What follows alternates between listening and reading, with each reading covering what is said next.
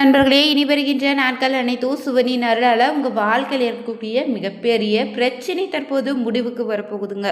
ஏன்னா சிவபெருமானுக்கு உகந்த சோமவாரன்னு சொல்லக்கூடிய திங்கட்கிழமை நாளில் அமைந்த இந்த பிரதோஷ தினத்தன்று எந்த முறையில் சிவன் கோவிலுக்கு சென்று வழிபடலாம்.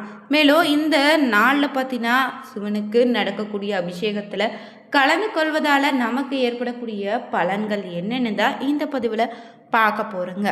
மேலும் இந்த மார்ச் மாதத்தில் பார்த்தீங்கன்னா அமைந்த இந்த பிரதோஷத்திற்கு என்ன சிறப்பு, மேலும் இந்த நாளில் எந்த முறையில் வழிபடலான்னு தெரிஞ்சுக்கலாங்க.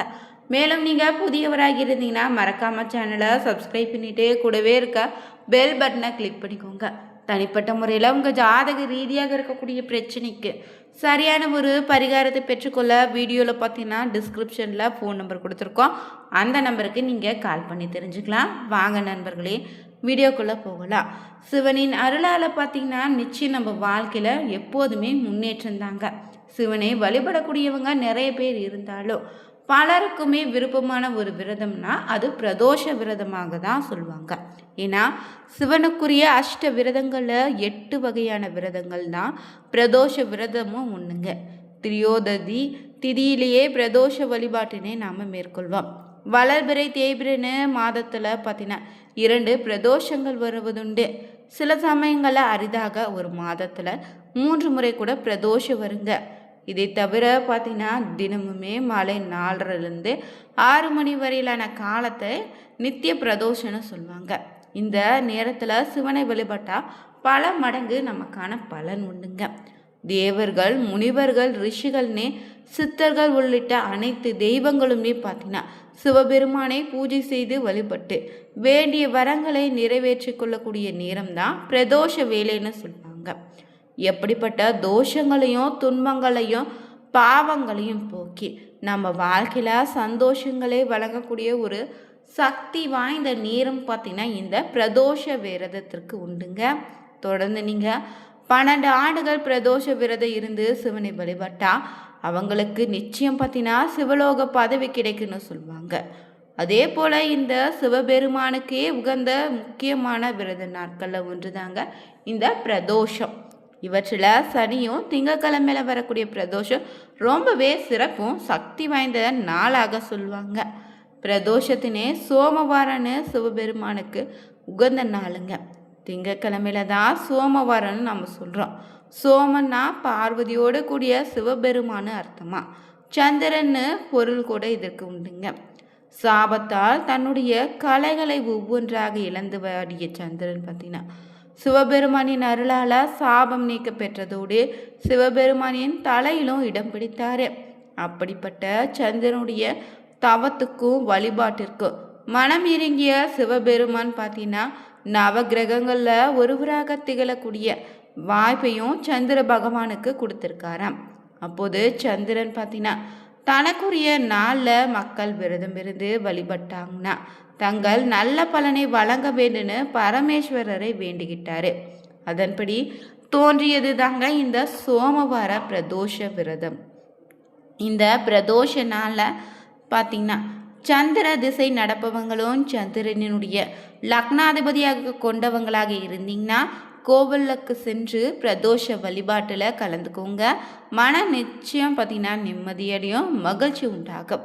அதே போல் இந்த பிரதோஷ வேலை பார்த்தீங்கன்னா சொல்லக்கூடிய மாலை நேரமான 4:30 முதல் 6 மணி வரையிலான நேரத்தில் நீங்கள் சிவபெருமானுக்கும் நந்தி தேவருக்கும் விசேஷ அபிஷேகங்கள் செய்து சிறப்பு பூஜைகளும் அற்புதமான ஆராதனையும் நடத்துவாங்க.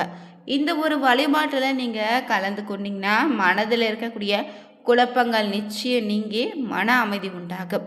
அதே போல் நல்ல எண்ணமும் உங்களுக்குள்ள உண்டாகுங்க.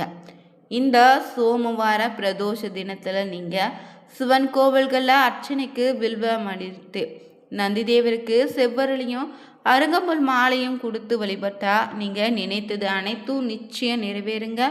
அதே போல் எலுமிச்சை சாதமும் தயிர் சாதமும் சர்க்கரை பொங்கலோ உங்களால் எது முடிந்ததோ அதை இந்த நாளில் இறைவனுக்கு நெய்வேத்தியமாக படைத்திட்டு அங்கு வரக்கூடிய பக்தர்களுக்கு கொடுத்தீங்கன்னா நிச்சயம் உங்கள் வாழ்க்கையில் செல்வ செழிப்பு உண்டாகும். மேலும் பிரதோஷ தினத்தில் அதிகாலை எழுந்து நீங்கள் நீராடி திருநீர் பூசி சிவ மந்திரத்தை ஓதி உபவாசமாக இருங்க. அன்று காலை முதல் மாலை வரையுமே பிரதோஷ முடிவு வரை கூட உணவை தவிர்த்து பிரதோஷன தரிசனம் செய்து முடித்த பிறகு பிரசாதத்தை உண்டு விரதத்தை நீங்கள் நிறைவு செய்துக்கலாங்க. பின்னர் இரவு உணவு சாப்பிடலாம். இப்படி 11 பிரதோஷங்களை விரதம் இருந்து சிவனை வழிபட்டு வந்தாலே சிவனுடைய அருள் நிச்சயம் உங்களுக்கு உண்டாகும். அதே போல் பிரதோஷ பூஜையில் நந்திக்கு தான் முதல் அபிஷேகம் நடத்துவாங்க. இதனால் இந்த தினத்தில் நந்தி பகவானின் 2 கொம்புகளுக்கு இடையே நீங்கள் நடுவில் இறைவனை தரிசிக்க வேண்டும்.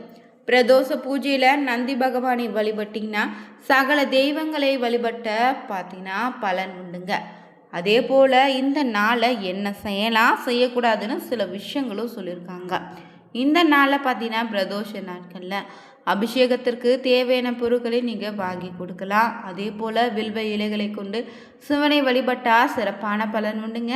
பிரதோஷ நாளில் அன்னதானமாக தயிர் சாதத்தை கொடுப்பது மிகப்பெரிய புண்ணியத்தை உங்களுக்கு தேடித்தரும். அதே போல் பசுவுக்கு உணவிடுங்க, சந்ததி சிறக்க அமையும். சிவபெருமானிய நந்தியை வழிபடும் போது யாருன்னு பேசாமல் இருங்க. எதிர்மறை எண்ணங்களை வெளிப்படுத்தாதீங்க. அதே போல் சிவனின் நாமத்தை மட்டும் உச்சரித்து கொண்டே இருக்கணும். நந்தியை மறைத்து கொண்டு சிவபெருமானி இந்த நாளில் வழிபடாதீங்க. குறிப்பாக இந்த நாளில் விரதம் இருப்பதால் உங்களுக்கு கிடைக்கக்கூடிய பலன்கள் பார்த்தீங்கன்னா சிவபெருமானை நினைத்து தியானம் செய்வதற்கு உகந்த நேரம் தாங்க இந்த பிரதோஷ நேரம். இதனால் பிரதோஷ பூஜை மேற்கொள்ளக்கூடிய போது நீங்கள் அறிவு வளரும், நினைவாற்றல் பெருகும், தோஷங்கள் அனைத்து நீங்கிடுங்க. எவ்வளவு பெரிய தோஷமாக இருந்தாலும் இந்த பிரதோஷ காலத்தில் விரதம் இருந்து பசுவின் கறந்த பாலை கொண்டு சிவனை அபிஷேகம் செய்து சங்கு பூ வைத்து வழிபட்டு வந்தால் சிறப்பான பலன் உண்டு. அதே போல் காரம்பசுவின் பாலை கொண்டு நந்தியும் சிவனையும் வழிபட்டினா பூர்வ ஜென்ம வினைகள் அனைத்தும் நீங்குங்க. பெண்ணால் ஏற்பட்ட சாபம் உள்ளிட்ட எந்த ஒரு சாபமாக இருந்தாலும் நீங்கன்னு சொல்லுவாங்க. அதே போல் பிரதோஷ விரதம் மேற்கொண்டு வந்தாலே குழந்தை பாக்கியம் இல்லாதவங்களுக்கு சிவனின் அருளால் அழகான ஒரு குழந்தை உண்டாகும். அதே போல் திருமணமாகாத கன்னி பெண்களுக்கு விரைவில் திருமணம் நடைபெறுங்க. வறுமை நீங்கி வாழ்க்கையில் செல்வ செழிப்பு உண்டாகும். தொழில் மேன்மையடையும். கடன் பிரச்சனை தீருங்க. போட்டித் தேர்வு எழுதுபவங்களுக்கு எளிதில் வெற்றி உண்டு. பிரதோஷ நேரத்தில் சிவாலயம் சென்று பூஜையில் கலந்துக்கிட்டு சிவபெருமானை வழிபட்டால் நிச்சயம் நீங்கள் நினைத்த காரியம் அனைத்தும் நிறைவேற்றி தருவார். பொதுவாகவே பார்த்தீங்கன்னா நமச்சிவாய என்ற நாமத்தை நம்ம சொன்னாலே நம்முடைய சகல தோஷங்களும் பாவங்களும் நீங்கி விடுன்னு சொல்லுவாங்க. சிவபெருமானை வழிபட அவருக்கு உகந்த நாள்னா அது பிரதோஷந்தாங்க. இந்த நாளில் நாம் அவரை வழிபடும் போது ஈசனின் அருளை நம்ம பரிபூர்ணமாக பெற்றுக்கலாம். அப்படியான சோமவார தேய்பிரை பிரதோஷத்தன்று பார்த்தீங்கன்னா சிவபெருமானை எந்த முறையில் வழிபடலான்னு பார்த்தீங்கன்னா குறிப்பாக பிரதோஷ காலமான 4:30 6 மணிக்குள்ளே நீங்கள் வழிபடுங்க. முடியாதவங்க 7:30 மணிக்குள்ளையாவது வழிபாடுகளை நீங்கள் செய்திடுங்க. இந்த நேரத்தில் உங்களால் முடிந்தால் வெள்ளை நிறத்திலான நெய்வேத்தியத்தை சிவபெருமானுக்கு படைத்து வழிபடலாம். உங்களுடைய வீட்டில் இப்படி வழிபட முடியாது நினைத்தீங்கன்னா சிவ ஆலயம் சென்று வழிபடுங்க. ஆனால் வீட்டில் வழிபட்டாலும் ஆலயம் சென்று வழிபட்டாலும் சிவ வழிபாட்டுக்கு நல்லெண்ணெய் வாங்கி கொடுப்பது மிகப்பெரிய புண்ணியத்தை தருங்க.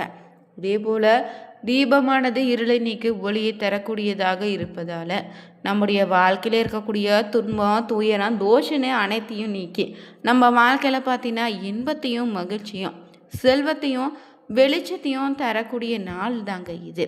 பிரதோஷ நாளில் சிவபெருமானுக்கு அபிஷேக பொருட்கள் வாங்கி கொடுப்பது நல்லதுங்க. மேலும் இந்த நாளில் பார்த்தீங்கன்னா நல்லெண்ணெய் வாங்கி தந்தீங்கன்னா சிறப்பான பலன் உண்டு. இந்த நாளில் பார்த்தீங்கன்னா பிரதோஷத்தில் அபிஷேகத்துக்காக பால் கொண்டு அபிஷேகம் செய்து வழிபட்டிங்கன்னா நோய் தீரும், நீண்ட ஆயுள் உண்டு. தயிர் கொண்டு அபிஷேகம் செய்தினா நல்ல மக்கட்பேரு உண்டாகும். அதே போல் தேன் கொண்டு அபிஷேகம் செய்தால் இனிய குரலையும் செல்வ செழிப்பு வாழ்க்கையில் உண்டாகுங்க. நெய் கொண்டு அபிஷேகம் செய்தால் மோட்சம் உண்டு. இளநீர் கொண்டு அபிஷேகம் செய்து வழிபட்டால் சுக வாழ்வும் குடும்ப நலமும் சிறப்பாகும். கரும்புச்சாறு கொண்டு அபிஷேகம் செய்தால் ஆரோக்கியம் என்படும், எதிர்ப்புகள் அனைத்தும் விலகிடுங்க. சந்தனத்தை கொண்டு அபிஷேகம் செய்து வழிபட மகாலட்சுமி கடாட்சம் உண்டாகும், நல்ல புகழும் பேரும் உங்களுக்கு உண்டாகும். விபூதி கொண்டு அபிஷேகம் செய்ய வேலை வாய்ப்பும் உயர் பதவி உண்டு. பஞ்சாமிர்தத்தை கொண்டு அபிஷேகம் செய்ய செல்வ செழிப்பு உண்டாகும். பன்னீர் பார்த்தீங்கன்னா கரும வினைகளை நீக்கும். பச்சரிசி மாவு பார்த்தீங்கன்னா கடன் தொல்லைகள் நீங்குன்னு சொல்லுவாங்க. இதில் ஏதாவது ஒன்றை பார்த்தீங்கன்னா சிவன் கோவிலுக்கு சென்று அபிஷேகத்திற்கு வாங்கி தந்து சிறப்பான பலனை பெறுங்க. இந்த வீடியோ பிடிச்சிருந்தா லைக் பண்ணுங்கள், ஷேர் பண்ணுங்கள், கமெண்ட் பண்ணுங்கள். மறக்காம சேனலை சப்ஸ்கிரைப் பண்ணிவிட்டு கூடவே இருக்க பெல் கிளிக் பண்ணிக்கோங்க. அனைவருக்கும் நன்றி நண்பர்களே.